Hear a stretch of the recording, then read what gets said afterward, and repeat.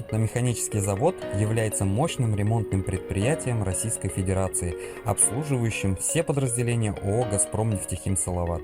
Наша компания сотрудничает с РМЗ на протяжении длительного времени, и нами была оказана услуга экспертизы промышленной безопасности зданий и технических устройств. Чтобы оценить уровень нашего сервиса и качество выполненных работ, мы обратились к главному механику энергомеханического отдела Елалову Альберту Тагирьяновичу. Здравствуйте.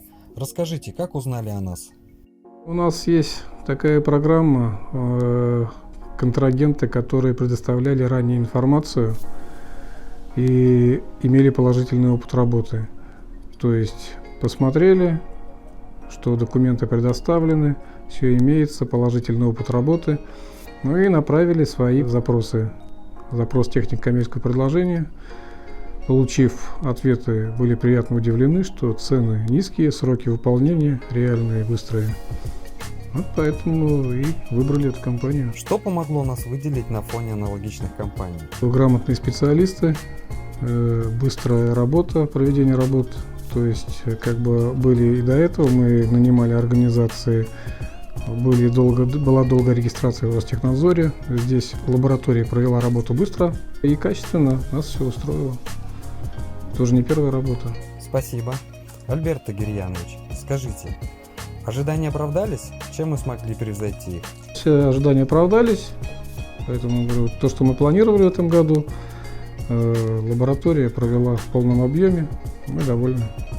Вы готовы рекомендовать нашу компанию своим знакомым? Если да, то почему? Не только готов, я уже и рекомендовал соседним организациям, группе компаний нашей, по-моему, работы и проводились. Это Салават-Нефтемаш, ЗСМИК. Могли ли наши менеджеры или сотрудники службы сопровождения клиентов в решении вашего вопроса? Есть ли какие-то замечания? Замечаний нету. Все вопросы, даже я сам заезжал в компанию в Уфе, были вопросы, решались сразу же.